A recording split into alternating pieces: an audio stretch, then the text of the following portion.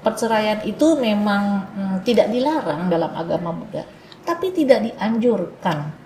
Dan itu menjadi jalan yang terakhir. Menjadi jalan yang terakhir. Setelah jadi janda dan jadi duda, nah kita berjalan lagi ya. Setelah jadi janda dan jadi duda, boleh nggak nikah lagi?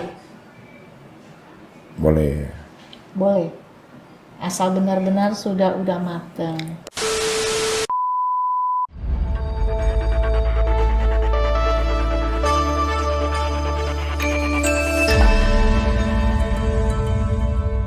Semangat pagi Ibu Meta, terima kasih atas kehadirannya, dan ini satu produser kita juga dan merangkap sebagai co-host serta narsum, lengkap semua, dijabat semua title-nya. Kabarnya gimana? Baik? Baik. Sisir mah baik? Baik juga. Baik. Saya panggilnya tante atau ibu ya? Biar usianya kelihatan jauh. Whatever dah, whatever. Ya, ini kita membahas tentang apa yang dialami oleh perumah tangga. Nah, ini kan kami dengar Bu Meta salah satu aktivis wanita dari udah berapa puluh tahun ya? Baik lokal maksudnya secara organisasi sendiri, bahkan sampai di luar organisasi. Tahun 2000-an deh. 2000-an ya? Ya, berarti kurang lebih udah 22 tahun, 23 tahun. Ya. Ya. Jadi nggak kerasa ya. Nah, sebetulnya ini sebagai pemancing pertama. Sebetulnya makna perkawinan itu apa sih, Bu Meta? Sebelumnya saya jelaskan dulu bahwa perkawinan itu bukan kewajiban loh. Bukan kewajiban? Bukan, perkawinan tapi itu keharusan, pilihan. bukan? Bukan, kewajiban sama keharusan sama tuh. Perkawinan itu pilihan, jadi nggak wajib gitu. Oke. Jadi jangan bilang, oh kalau nggak kawin, harus kawin gitu. Ya, karena kan setiap pertemuan keluarga besar selalu ditanya kan, kapan kawin? Itu netizen. Netizen. Nanti kalau udah Warganet. kawin punya anak satu, kenapa satu? Mesti dua. Punya perempuan, mesti laki. Kalau udah 3, kaki meja 4. Itu netizen. Jadi perkawinan itu bukan kewajiban, Ya. tapi pilihan. Jadi seseorang tuh boleh kawin, boleh kawin. Kalau dalam agama Buddha ya. Ya. Kalau mau hidup sebagai perumah tangga ya nikah.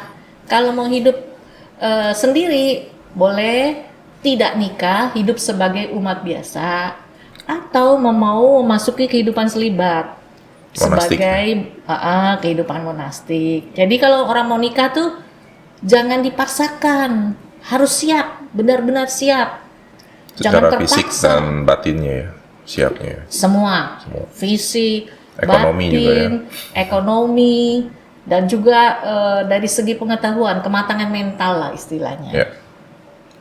Bukan karena status doang gitu, karena status. Terpaksa dia menikah. Ya. Daripada ya ditanyain terus Ya, tadi karena Mbak Meta umur. bilang. Ya, netizen. Jadi itu boleh kita pinggirkan ya. Iya. Ya. Nah, tapi kalau mereka yang memang sudah terkondisi untuk menikah, kira-kira persiapannya harus apa saja sih? Yang tadi itu mungkin ya tadi udah fisik, batin, ekonomi, apalagi tambahan? Yang pertama tuh kematangan mental. Kedua belah pihak ya. Ya. Kematangan mental. Ada orang yang secara dibilang usianya sudah pantas nih udah menikah gitu. Tapi mentalnya belum siap. Mentalnya belum siap. Jadi dia bagaimana kita bisa mengenal pasangan kalau kita sendiri nggak bisa mengenal diri kita sendiri. Kita bagaimana bisa mengimbangi karakter orang kalau kita sendiri tidak bisa mengenal diri kita sendiri, tidak bisa mengimbangi karakter kita. Jadi mengenal dulu pasangan sebelumnya mengenal diri sendiri. Itu dari kematangan masing-masing orang tuh berbeda-beda. Ada yang umurnya sudah lanjut tapi masih ya orang bilang masih kayak anak-anak lah. Ada yang masih kecil cuman dia udah matang mentalnya, bukan masih kecil ya. Kalau masih kecil jadi pernikahan dini dong. Oh iya. Jangan tuh, Sinetron ya? jangan tuh pernikahan dini, jangan deh ya. Iya. Nah jadi kematangan mental, terus ekonomi, terus pengetahuan tentang kesehatan itu penting. Karena pernikahan itu menyatukan dua orang yang berbeda kesiapan mentalnya, tingkatan ekonominya berbeda. Yang satu mungkin ekonominya lebih mapan, yang satu kurang, kesenjangan nanti kan. Terus tingkatan pendidikannya berbeda. Ada yang satu berpendidikan, ada yang satu pendidikannya lebih rendah lah, bukan tidak berpendidikan. Yeah. Terus juga budayanya berbeda. Ada orang kan yang nikah beda budaya, beda bangsa, beda ras. Suku, ya. Nah, terus budaya dan kebiasaan hidup ini yang jadi sering masalah. Jadi contohnya nih, kalau contohnya saya nikah biasa, kebiasaan di rumah saya misalnya ada orang yang nyapu dari dalam ke depan, Keluar. ada yang dari luar ke dalam. Ada yang bilang kalau dari dalam ke depan buang rezeki tuh.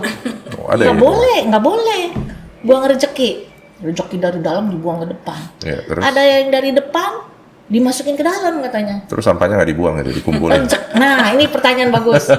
Pertanyaan bagus. Jadi dari depan ke dalam. Tujuannya yang penting. Tujuannya apa? Untuk membersihkan. Nyapu kan supaya bersih. Ya. Mau dari dalam, mau dari depan. Itu pertanyaan tadi. Sampahnya dibuang nggak? Kalau memang tujuannya untuk bersih, dari dalam ke depan atau dari depan ke dalam, sampahnya kan dibersihkan, dikumpulkan. Ya. Tujuannya apa? Walaupun caranya berbeda.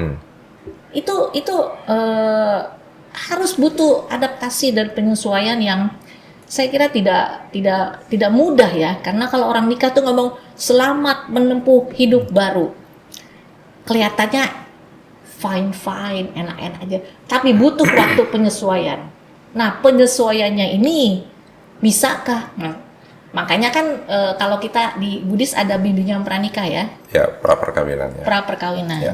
Itu bagus sekali karena kita bisa mengetahui. Jangan saya sebagai salah satu calon pasangan hanya mikirin saya aja. Saya nggak mikirin dia. Bagaimana orang yang biasa hidup sendiri, pagi-pagi bangun kerja sendiri, biasa tidur sendiri. Sekarang mau pergi kerja nungguin. Ya kan? Tidur berdua. Itu nggak gampang, kita harus beradaptasi. Aduh, kamu kok begini, yang ini kok begini. Akhirnya perlu adaptasi dan penyesuaian hidup lah istilahnya. Dan jangan merasa kalau kawin itu terpaksa. Kalau kawin terpaksa tuh repot lah. Jadi benar-benar harus siap deh. Apalagi, terus juga jangan lupa kalau di Indonesia, kita harus ikut peraturan perundang-undangan di Indonesia. Ini dampaknya sangat kuat sekali bagi Keluarga ya. kehidupan keluarga, perkawinan keluarga, dan anak-anak. Itu kayaknya soal sepele. Tapi beberapa tahun kemudian, bukan beberapa tahun, puluhan tahun kemudian, itu dampaknya sangat signifikan lah buat keturunan kita. Ya. Karena menyangkut harta, apa sih kayak warisan, harta waris, legalitas seperti itulah ya. Pengasuhan anak, macam-macam dah. Makanya kita tunduk dengan hukum Indonesia. Ikuti peraturannya. Berarti nggak boleh kawin dengan orang asing dong? Ada peraturannya juga. Oh, ada juga. Kirain harus ikut yang orang sesama Indonesia. Harus ada peraturannya juga. Nah, ini sebagai aktivis wanita, atau saya sebutnya wanita atau perempuan nih, karena kan katanya ada istilah kalau yang lebih pas itu perempuan ya. Perempuan. Ada wanita. Ya. Jadi lebih tepat yang sebutan perempuan atau wanita? Kalau Dua-duanya bisa dipakai. Dua-duanya bisa dipakai. Tergantung bagaimana pemaknaannya. konteksnya ya. Kalau manggil wanita tapi dengan mimik yang tidak enak gitu. Lebih baik mana Bu, manggil wanita atau perempuan? Yang penting tujuannya aja. Oh, oke. Ini kita tujuannya untuk salah satu gender.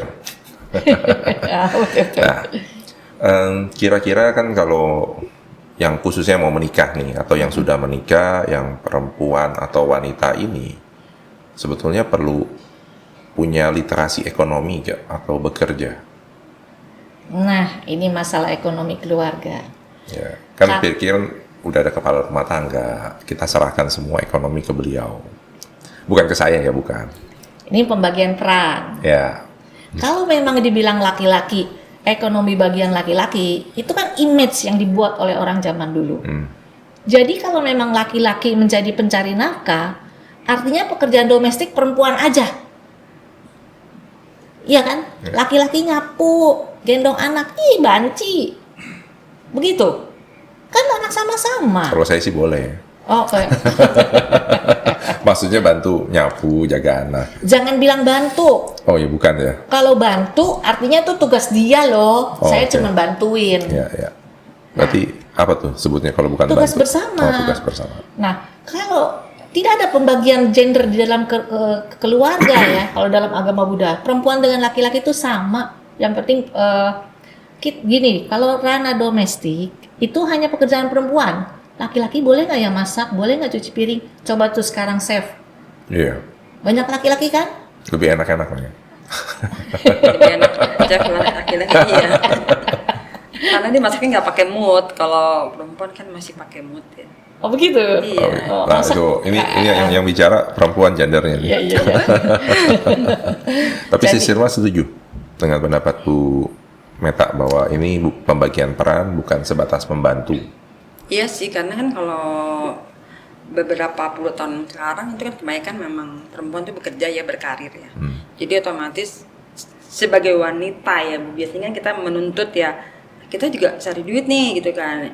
Ayo dong pekerjaan rumah tangga kita berbagi peran lah gitu ya, bukan peran, berbagi tugas tadi seperti kata ibu gitu kan. Jadi cuman kadang-kadang yang memang image laki-laki itu merasa mungkin karena dari kecil sih ya, kalau laki-laki tuh nggak boleh pegang sapu, nggak boleh cuci piring gitu kan. Nah tapi pada kenyataannya semakin zaman berkembang kan ternyata laki-laki dan perempuan sama-sama cari nafkah gitu kan. Jadi otomatis kenapa tetap harus dibedain nih pekerjaan laki-laki dan pekerjaan perempuan di dalam rumah tangga.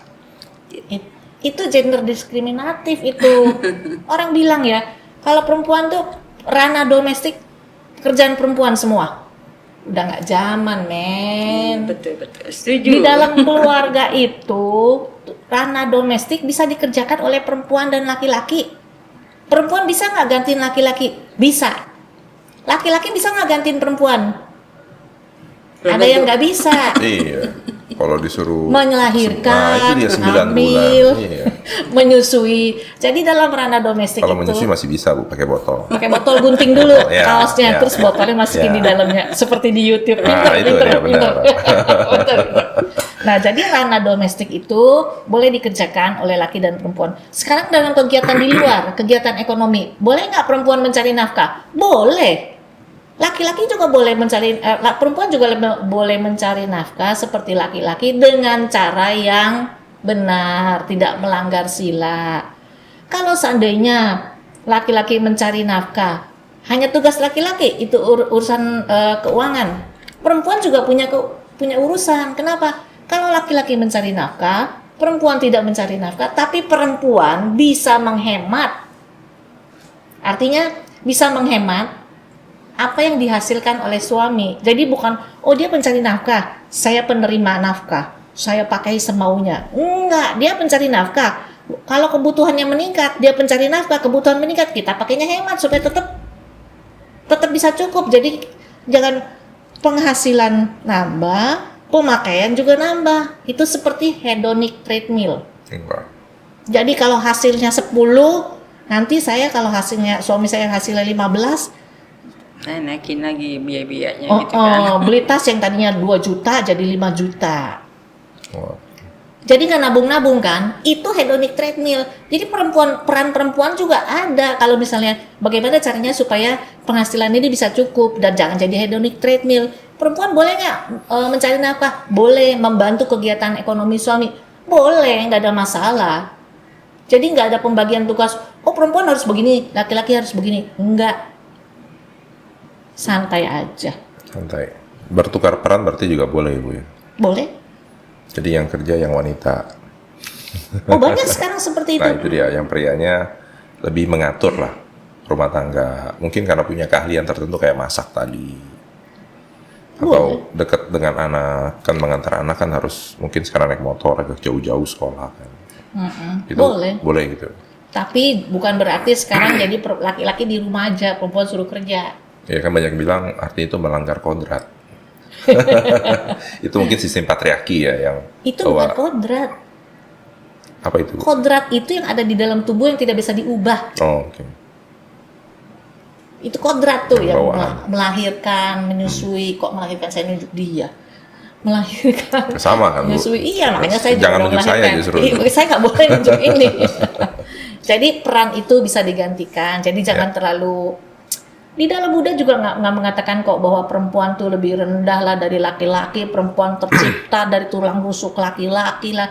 Coba siapa yang udah pernah ronsen tulang rusuk laki-laki yang kiri katanya kurang satu nggak? Itu kan hanya kata-kata kiasan, kata-kata indah gitu, supaya bisa hidup berdampingan. Jadi dalam agama Buddha itu tidak ada mengatakan oh perempuan tuh lebih rendah dari laki-laki, harus begini, harus begitu. Semua sama kok, bukan tergantung kelahirannya, tapi tergantung perbuatannya. Ya. Di sini juga saya ada satu artikel yang cukup menarik sih, Bu, bahwa perempuan yang disebut sebagai istri dalam ajaran Buddha atau Matugama, kaum perempuan mempunyai 5 kekuatan, Bu. Wah, ini hebat nih, bukan pancabala saja nih. Ada kecantikan, kekayaan, kerabat, anak, dan kebaikan. Nah, ini yang Buddha sampaikan bahwa ini kekuatan sebagai seorang ibu rumah tangga. Nanti saya coba cari lagi kekuatan bapak rumah tangga. Boleh, Maksud dalam sutta. boleh, bagus sekali. Maksudnya Ya. kecantikan itu maksudnya kalau sebagai wanita kita harus kelihatan cantik terus atau gimana? Ya, bukan artinya mungkin kata cantik itu akan lebih jauh melekat kepada pihak perempuan. Kan nggak ada disebutnya kan pria cantik kan. Adanya pria Pria ganteng. ganteng. Nah, itu sih. Berarti ntar saya ubah jadinya kegantengan. Ya, cukup menarik nih diskusi kita. Nah, tetapi kalau tadi yang di awal sekali bahwa menikah jangan sampai terjadi ada paksaan atau terpaksa, kan 2 kondisi ya, kondisi karena lingkungan atau karena diri pribadi munculnya paksaan tersebut. Lalu bagaimana kalau sampai tidak sesuai? Karena saya yakin bahwa yang menikah ini selalu mencari kebahagiaan. Padahal setiap kali saya yang sebagai Pandita Loka Palasraya, saya selalu merimai bahwa menikah itu bukan mencari, tetapi memberi kebahagiaan. Ya, tapi sebagai nature manusia, yang dicari pertama adalah kebutuhannya dia adalah mencari kebahagiaan. Nah, kalau sampai tidak sesuai, bagaimana Bu Meta? Menghadapinya. Gini dulu, kalau kita cinta sama seseorang, cinta itu memberi, Ya, setuju, saya setuju. bukan mengambil, Meminta ya. meminta, mengambil. Cinta itu memberi. Kita berbahagia, kita mencintai si A, kalau si A itu bahagia. Ya. Tapi kalau kita cinta si A-nya menderita, berada di kita mencintai diri kita sendiri, bukan dicintai. Nah, itu yang sering kebanyakan terjadi itu. Kita tidak bisa membuat pasangan hidup kita berlaku sesuai dengan keinginan kita. Kamu harus ikut saya. Cara saya begini loh. Kalau kamu nggak ikut saya marah. Nah, itu sumber masalah itu. Ya. Jadi yang baik buat saya belum tentu baik buat dia. Ada pepatah mengatakan once man's meat is another man's poison. Kalau apa yang saya makan jadi daging akan diberikan kepada dia mungkin bisa jadi racun. Tapi kalau misalnya kita ingin mengontrol terus dia, kita nggak cinta sama dia, itu ego. Kan saya udah bilang tadi perkawinan adalah penyesuaian 2 orang yang mempunyai kebiasaan yang berbeda, adat berbeda. Kalau sama-sama egonya tinggi, timbul masalah.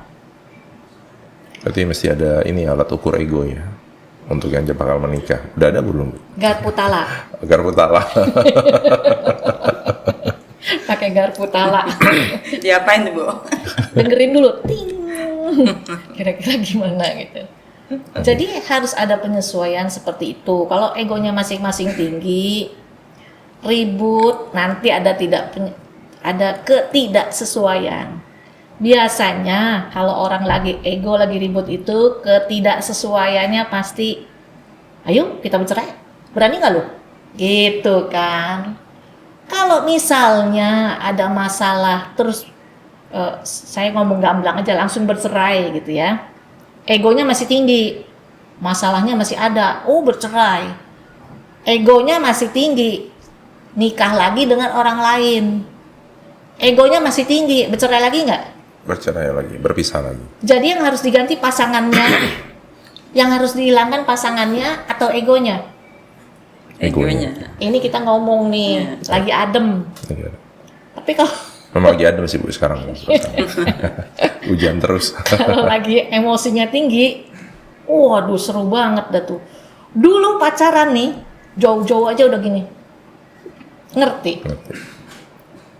Pakai isyarat mata ada ngerti ya. Ngerti. Kalau sekarang udah lagi nikah, ribut, Jarak 30 cm aja masih pakai toa ya, suaranya. Nah. Kencang. dari semeter ngomong. Kurang kenceng kayaknya nih. Iya, satu RW ya. Maju lagi, kenceng lagi. Tambah jauh tuh. Kenapa begitu? Karena dulu waktu masih pacaran, badannya jauh, hatinya dekat. Sekarang udah kawin, secara fisik dekat, hatinya jauh.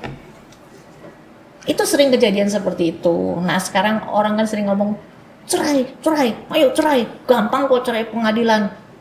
Berantem ribut, ya nanti kita ketemu di pengadilan. Cerai deh tuh.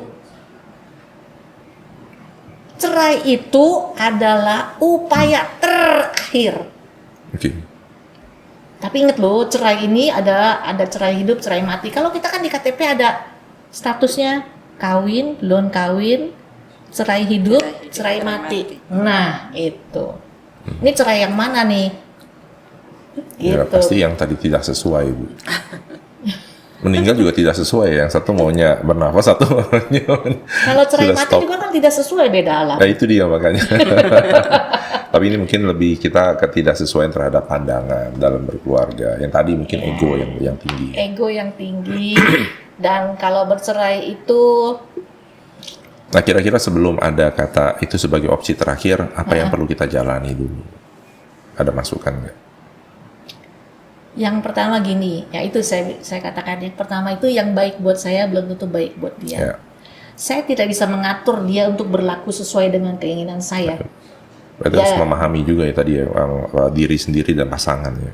Harus memahami diri sendiri dulu, mengenal diri sendiri dulu sebelum mengenal pasangan.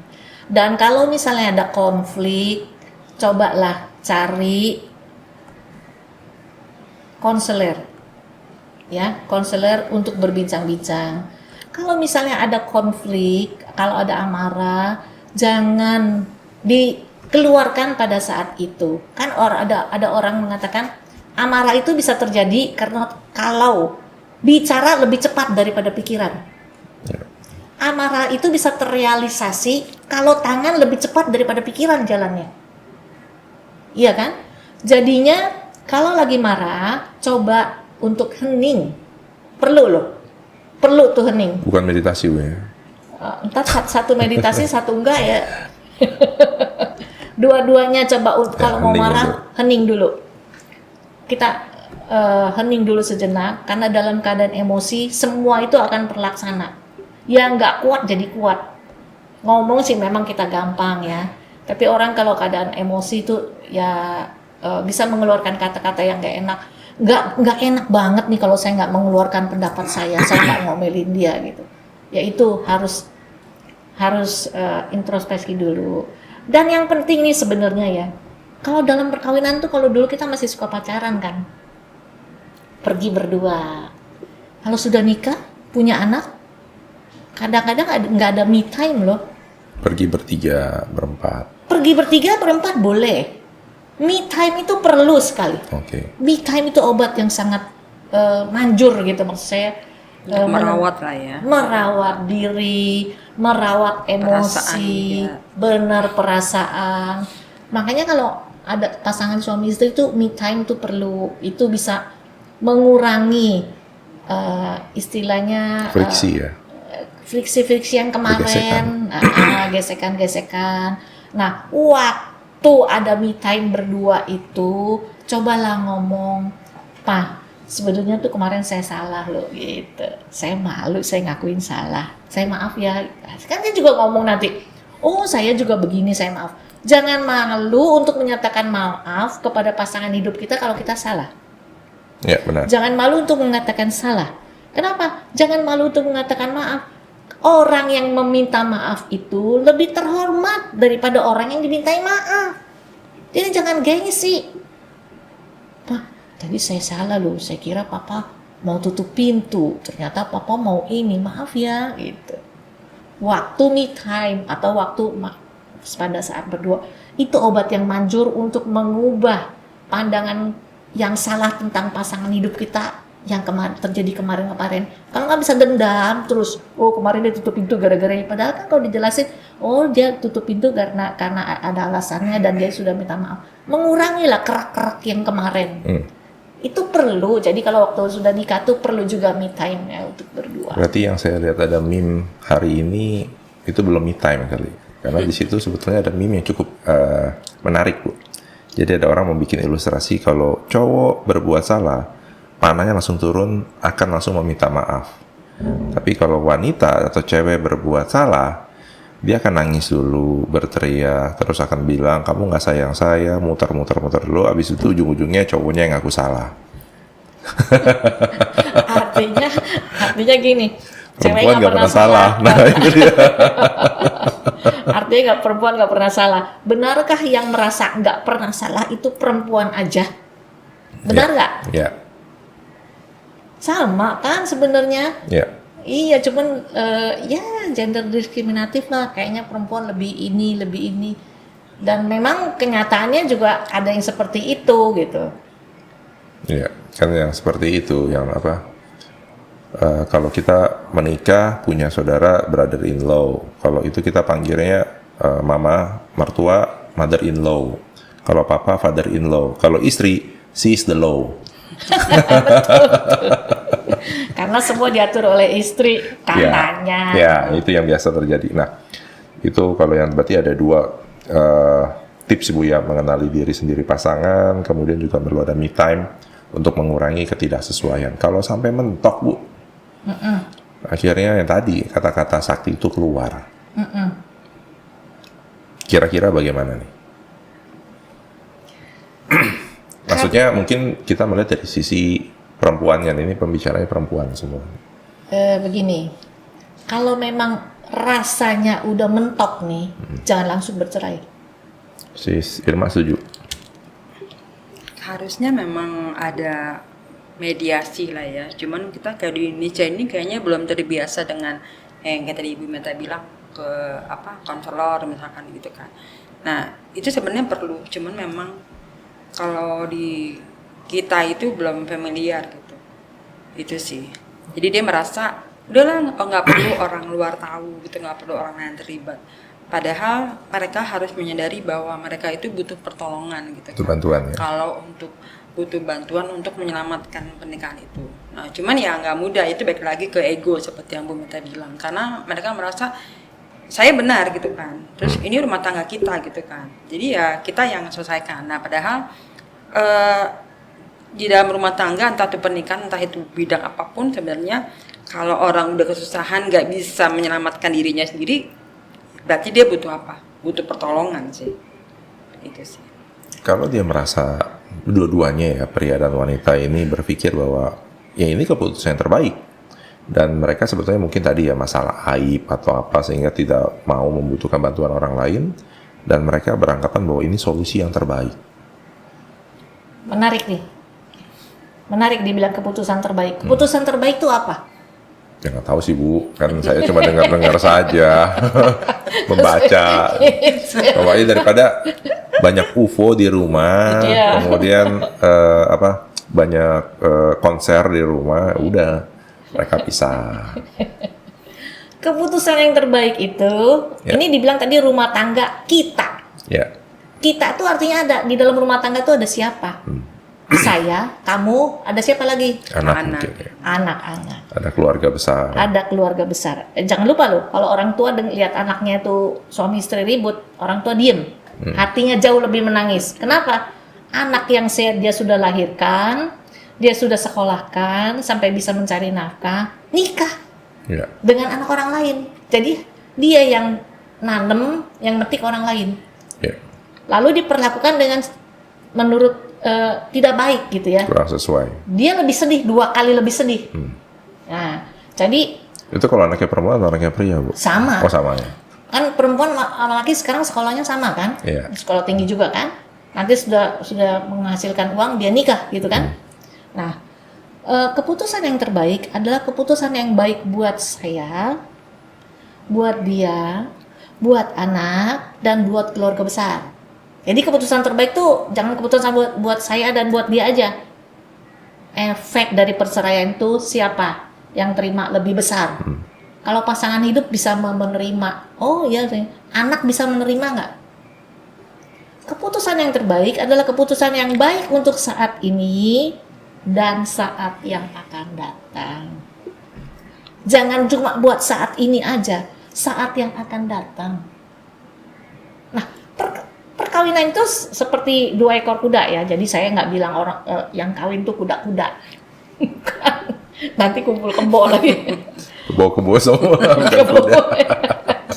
2 ekor kuda ini dia mempunyai kecepatan yang berbeda, fisik yang berbeda ya, punya karakter yang berbeda. Dia berjalan bersamaan. Oke, dia berjalan bersamaan bisa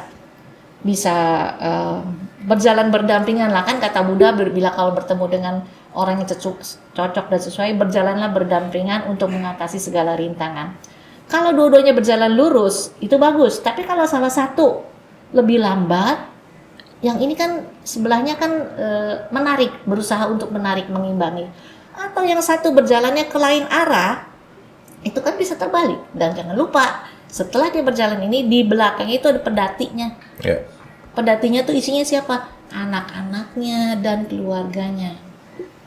Nah, jadi keputusan yang terbaik itu keputusan yang terbaik buat sekarang dan yang akan datang. Itu yang sering lupa. Ya, kalau saya lagi ribut ya nanti tanya anak-anak, mau ikut siapa? Ikut mama deh. Ikut siapa? Ikut mama. Papanya juga jawab, saya juga ikut mama aja. Kalau gitu nggak ada yang pisah ya. Nah, si Irma setuju lagi. Ya, ada 2 orang masih ada yang pasti beda kan. Ya kalau terbaik tiap orang itu memang beda-beda ya. Tapi baik lagi seperti yang dibilang sama Bu Meta, baik untuk saat ini dan masa depan gitu kan. Tapi itu kembali lagi kepada orang yang memilih. Seharusnya pada saat dia memutuskan, dia memilih dan memutuskan, ya, dia berarti harus siap dengan konsekuensinya gitu. Jadi jangan cuma emosi sesaat gitu kan. Karena seperti yang terus terang saya juga ngalamin dulu itu, pada saat kita memutuskan itu kita sudah harus siap dengan konsekuensinya. Jadi nggak cuma emosi sesaat. Oh oke, kita berpisah gitu kan. Ya udah, bagi dia itu adalah solusi terbaik dan selesai masalahnya. Padahal begitu terjadi perceraian itu ada apa kita sebutnya, mungkin penderitaan baru lagi gitu kan.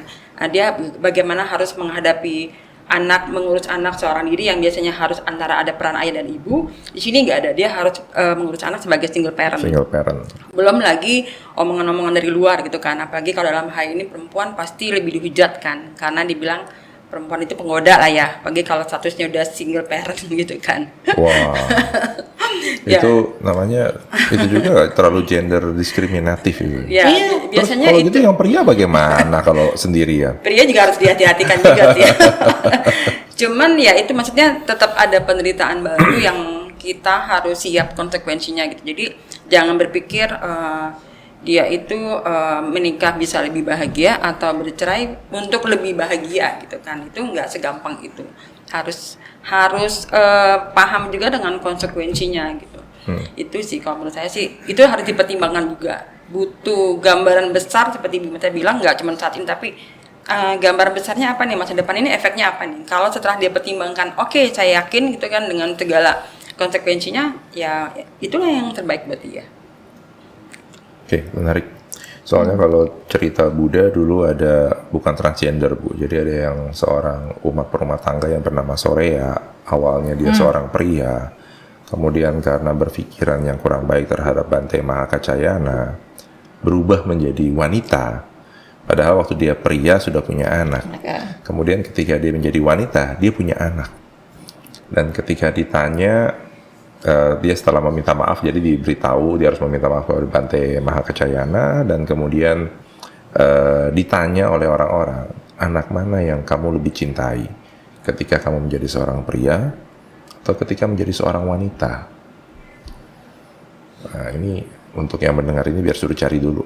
ceritanya biar menarik. Iya, karena baru dengar juga sih. Nah, baru dengar juga, wah masih cari ini ceritanya. Ya, tapi memang keputusan yang diambil ya dia akan meninggalkan keluarga. Jadi meninggalkan ini cerai hidup, tapi beliau menjadi monastik. Nah ini karena untuk menutupi rasa apa ya?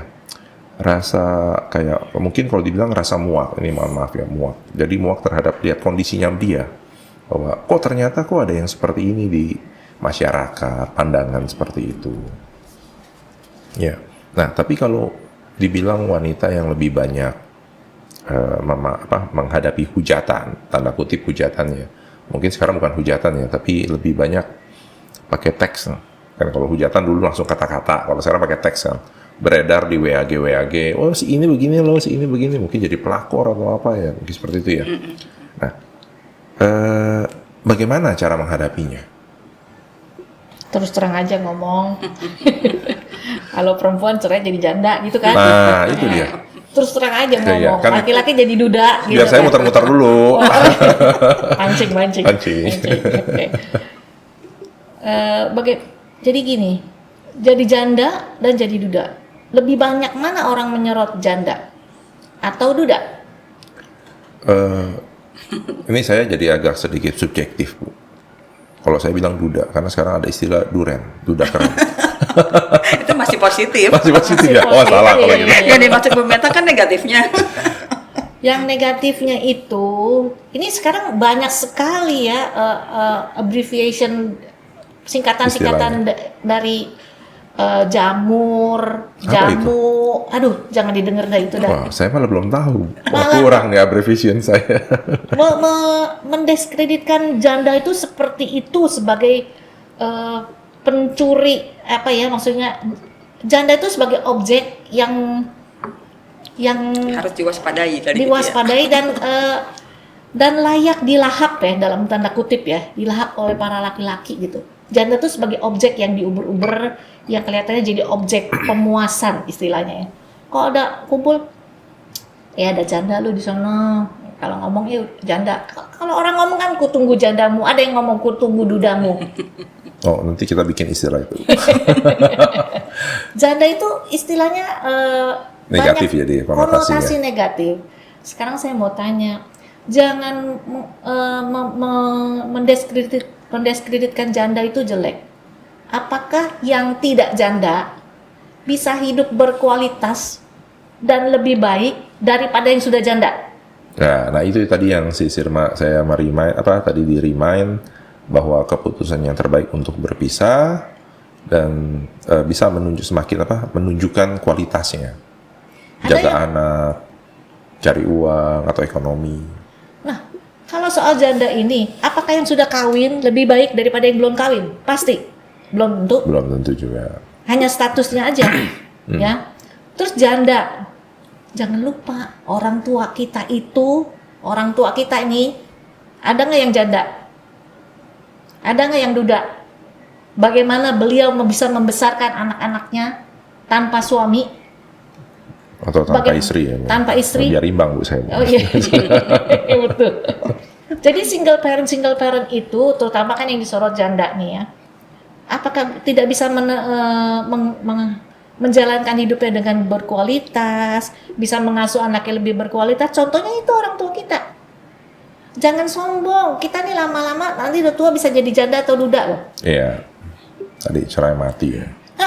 Jangan pikir, oh dia janda, saya enggak, terus saya lebih baik dari dia. Enggak, kita juga nanti bisa jadi janda, bisa jadi duda. Untung nggak lupa disebut itu.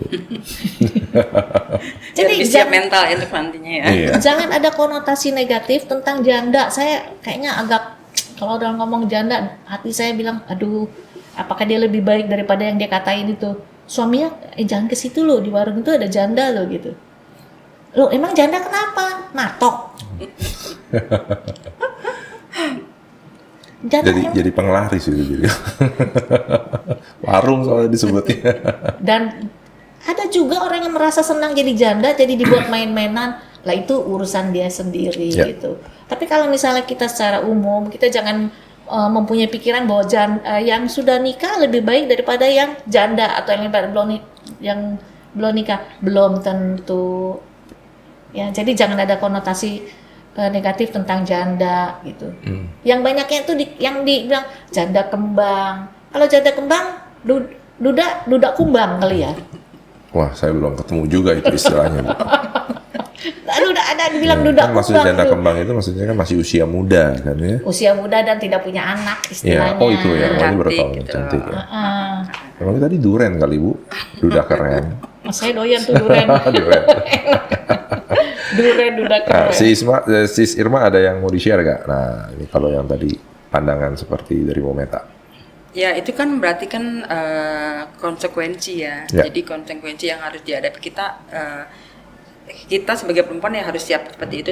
Karena banyak orang itu kan merasa kalau cerai itu sesuatu yang lebih baik gitu kan. Nah, tapi kalau dia tahu konsekuensinya seperti itu, dia udah siap, berarti dia harus siap juga dia siap mempunyai keputusan, berarti harus siap juga menghadapi hal yang seperti itu Konsekuensinya, dan ya. itu nggak mudah. Dan mungkin yang perlu dipahami juga bahwa kalau kebetulan kalau saya sungguh bersyukur sebagai Buddhis itu, kalau di Buddhis, tolong koreksi saya ya misalnya saya salah ya. Jadi kalau di Buddhis itu juga nggak dihujat kalau kita bercerai itu ibaratnya kita kayak berdosa gitu. Oke. Yang saya pahami seperti itu. Ya. Jadi kita sebagai Buddhis juga harus paham bahwa yaitu tadi menikah ataupun bercerai itu antara karma dan keputusan itu kayak garis tipis kalau menurut saya gitu kan. Oh. Mungkin orang yang bilang, oh dia begitu karena harus bayar karma gitu kan. Atau lu masih utang karma kenapa nggak dihabisin gitu kan? Ya jalaninlah sampai rumah tangga berakhir. Apalagi kan kalau di depan altar itu kita kan bersumpah dalam suka dan duka gitu kan. Misalnya sampai mati. Nah kalau itu kan sama aja kamu melanggar gitu kan, melanggar sumpah kamu gitu kan. Nah berarti kan kamu harus bayar karma kamu gitu kan. Nah hal-hal seperti itu perlu dipikirkan dengan bijak juga gitu. Kalau menurut saya dan yang saya dapat dari pemahaman saya sebagai seorang Buddhis adalah kalau kamu kuat menjalani bayar karma kamu ya silakan, nggak salah gitu kan. Tapi kamu jangan mengeluh karena apapun yang kamu hadapin itu adalah keputusan kamu. Tapi kalau memang nggak kuat lagi menghadapi rumah tangga ini, kalau menurut kamu itu bercerai adalah yang terbaik, ya sudah lakukan. Menurut saya begitu. Jadi kalau memang dianggap mau bayar karma, silakan penuhi pelunasan karma kamu di kehidupan sekarang dengan catatan kalau kamu kuat. Tapi kalau ternyata nggak kuat, apa yang harus dilakukan ya? Kita juga harus bijak kan, gitu. Nah itulah gunanya saya mau sekalian juga untuk sedikit promosi bahwa kita di KBI ini juga ada para konselor ya, termasuk Bu Meta ya. Bu Meta ini juga kan untuk konseling pernikahan gitu kan, juga terlibat di dalamnya. Nah makanya saran saya adalah kepada seluruh para perumah tangga bila bermasalah, tolonglah turunkan sedikit egonya. Kalau memang butuh pertolongan, datanglah kepada kami, para pandita, mungkin juga para konselor. Itu bisa menghubungi di MBI atau di CD gitu kan, itu ada konselor pernikahan. Kalau memang mau bertahan, ini dicantumkan kapan di mana harus menghubungi para konselor ini. Nanti bisa ditampilkan ya di sini ya. Boleh ntar ditampilkan itu. Jadi kalau memang mau menyelamatkan pernikahannya, lakukanlah semua cara gitu, semua cara. Dan itu butuh jiwa yang besar, hati yang besar untuk ya tadi ya menurunkan egonya, minta pertolongan gitu kan. Kalau misalkan diminta pertolongan ternyata masih belum bisa, ya apalah solusi terakhirnya gitu. Itu aja sih. Jadi jangan sampai untuk kalau istilahnya ya membunuh itu sebenarnya melanggarkan ya. Tapi saya menggunakan istilah membunuh kecoa dengan bazooka atau nuklir. Itu yang hancur tuh bukan kecoaannya, bahkan kecoa tuh termasuk binatang yang mempunyai adaptasi tinggi terhadap nuklir bahkan. Mungkin kecoanya nggak meninggal, tapi yang di sekelilingnya hancur semua kan. Ya mungkin gambarannya seperti itu ya. Orang sekeliling kita, orang yang kita sayangi akan menderita karena satu keputusan yang konsekuensi ini belum dipikirkan akibatnya. Seperti Bu Meta tadi kan. Mesti mikir panjang dulu. Karena kalau pernikahan pun dipertahankan tapi sepanjang pernikahannya nggak ada perbaikan, ribut terus gitu. Nah itu kan seperti yang tadi contoh yang diberikan oleh Romo Krisna ya. Yang kalau kita oke lah bertahan gitu kan, tapi pernikahannya nggak diperbaiki, itu ribut gitu. Sepanjang pernikahan tuh ribut, itu efeknya kan ke anak-anak juga. Gitu kan. Jadi kalau memang mau memilih bertahan, Terus apa gitu solusinya? Perbaikan kan, harus ada perbaikan kan. Tapi kalau memang tidak bisa melakukan perbaikan atau apapun, ya lebih baik diputuskan gitu. Itu aja sih. Ya, tapi saya kurang setuju nih kalau bayar karma. Bu Meta setuju dengan istilah bayar karma? Ini yang saya mau potong tadinya. Oh, nggak apa-apa Bu. Ini makanya saya lempar dulu. Karena banyak orang yang berpikir pada saat Penderitaan itu istilahnya dibayar karma Bu itu. iya kan Pandangan umum. pada saat saya menjalani kasus itu juga banyak yang bilang ya lu harus bayar karma lah gitu kan, terus lu nggak bisa memisahkan apa yang sudah ditakdirkan, apa yang sudah digariskan. Ya, banyak persepsi seperti itu. Ya. Dan itu membuat wanita jadi Ini saatnya mengkerut kita ya. meluruskan. Saya sih sangat salut dengan Bu Irma ini, saya apresiasi. Tapi saya ada perbedaan pendapat tadi. Ya. Bayar karma kok kayak film aja ya. Takdir, nggak ada takdir. Ini kenyataannya ada teman saya katanya ditakdirkan untuk kawin 3 kali. Jadi dia konflik sedikit dengan istrinya yang pertama, bercerai. Dia menyalah-nyalahkan istrinya. Waktu itu saya teman SMA jadi. Ini sih nggak cerita person ya, cerita kejadian. Yang kedua pun begitu. Lalu saya ngomong, kalau misalnya seperti itu mau kawin sampai berapa kali? Dia bilang dia waktu masih kecil pernah ditakdirkan, pernah diliatin orang sampai kawin 3 kali. Harus kawin 3 kali baru Bisa bahagia. Bahagia. Ya. Kawinlah 3 kali. Tati ampi ya. Tati ampi, Nggak bahagia juga atau bahagia Bu? ambiar, Ambiar. karena percaya takdir. Ya. Nah, kalau dibilang bayar karma, nanti kalau misalnya, saya nanti ketabrak, saya bayar karma, kalau saya ketabrak, jalan aja di tengah jalan. Iya. Hah? Naik motor nggak usah pakai helm, kalau saya jatuh, palanya luka, nggak apa-apa lah itu bayar karma. Kalau memang saya nggak punya, nggak Hutang ditakdirkan karma. hutang karma, ya saya nggak bakalan seperti itu. Lah itu bukan bayar karma, kalau menurut saya, maaf nih kalau Ya, berbeda kurang ya. bijaksana itu justru Bu ya. Justru itu- Kita kalau jalan di sebelah kanan jangan sebelah kiri gitu. Kalau di Indonesia, Iya. kalau di luar negeri mah diomelin juga. Iya. Setirnya berbeda. Jadi nggak ada takdir gitu ya. Jangan bilang waktu kita ribut, jangan bilang, ini udah karma saya gitu. Nanti kalau gitu gini dong, gue pengen tamparin nih orang nih. Karena dia bilang, udah ini, udah karma saya gitu. Iya. Nyerah gitu kan. Nggak seperti itu gitu. Jadi memang saya mengakui ya, seperti Sis Irma juga ngomong. Pada saat ribut itu, kita mengambil keputusan untuk saat ini. Tidak mikir ke depan. Efeknya itu kita nggak tahu. Dan yang baik buat saya, keputusan yang baik buat saya, tapi nggak buat anak-anak. Ngomong sih gampang ya. Tapi pada saat seperti itu, pada saat kejadian itu, waduh, itu bagaimana bisa ngomongin soal ini, bagaimana ini keputusan baik, pintu aja udah nggak tahu di mana, ya kan? Nggak bisa bedain lagi tuh sapu gunanya untuk nyapu apa untuk nyabet gitu kan? Kan seru, bisa jadi kayak perang di rumah gitu kan? Nah, emang pada saat kita menghadapi itu nggak gampang. Nah, jadi jangan mengatakan, kalau menurut pendapat saya, kalau bercerai itu udah karma gua. Enggak, udah takdir ya. Ada kok orang yang ribut, dia tidak bercerai karena egonya, dua-duanya nggak mau apa ya, nggak mau kalah, dia pisah demi kebaikan siapa? Anak-anak, dan demi kebaikan diri sendiri. Pisah dulu untuk sebentar. Pisah dulu, bukannya untuk memisahkan supaya merasa bebas, bukan. Jadi introspeksi kepada diri sendiri. Jadi keputusan yang terbaik adalah keputusan yang baik buat saat ini dan yang akan datang, baik buat saya dan orang lain. Kalau marah, jangan mengambil keputusan. Iya. Ini kalau ngomong gampang sih ya. Iya. Ya coba, jadi kalau waktu marah itu jangan mengambil keputusan. Tadi seperti saya katakan, amarah itu terjadi ketika tangan bekerja lebih cepat daripada pikiran, mulut mengeluarkan kata-kata yang tidak enak daripada pikiran. Bisa terjadi seperti itu. Nah, orang yang udah ngalamin, ngomong aja tubuh Meta enak, coba dia ngalamin. Begitu kan? Iya. Nah, jadi perceraian itu memang tidak dilarang dalam agama Buddha, tapi tidak dianjurkan. Dan itu menjadi jalan yang terakhir. Menjadi jalan yang terakhir. Setelah jadi janda dan jadi duda, nah kita berjalan lagi ya, setelah jadi duda, boleh nggak nikah lagi? Boleh.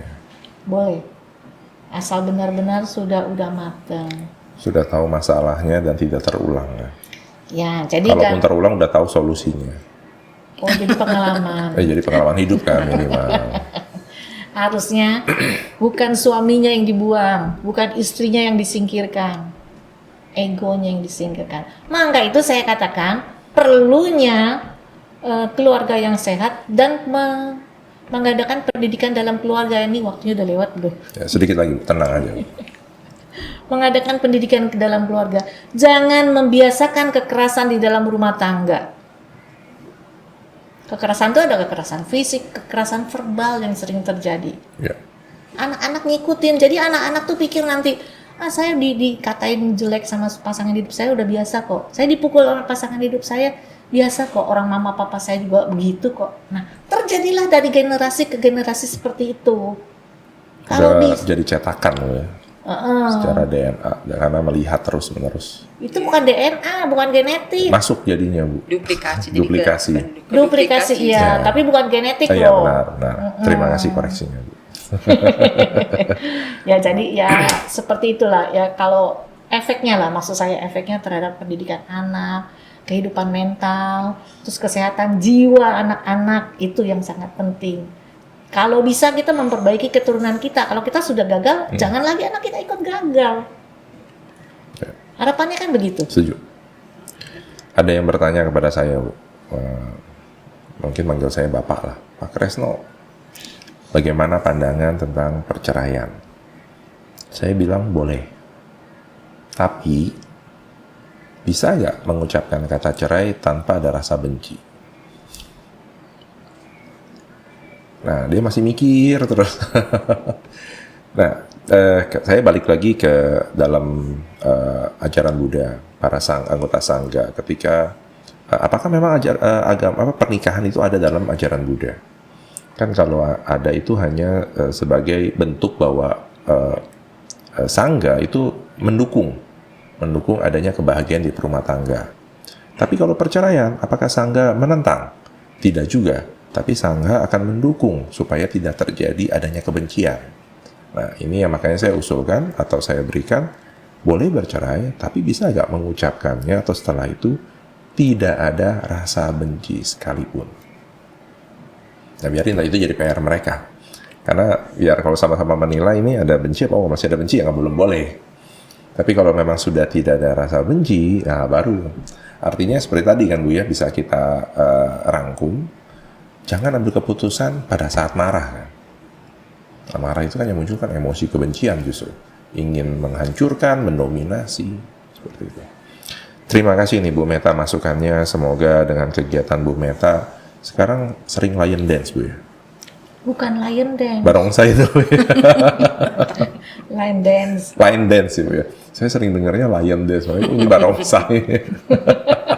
Saya jadi dunjak-dunjak lah. Ini memang iseng. Ya, terima kasih supaya kita juga terbuka bahwa dalam rumah tangga selalu ada way out, ada jalan keluar. Bukan berarti dalam rumah tangga kalau ada jalan buntu, ya salah satu harus mengalah ataupun hilang. Hilang maksudnya ya tadi kan sampai ada kekerasan segala macam. Ya, yang pasti diskusi kita pada hari ini akan membuka wawasan bagi yang mendengarkan. Seperti cahaya akan membawa kebijaksanaan. Terima kasih Bu Meta, semangat pagi selalu. Semangat selalu. Terima kasih juga Sisirma. Silakan Bu Meta, tehnya. Oh iya. Iya, tehnya udah keburu dingin. Sisir.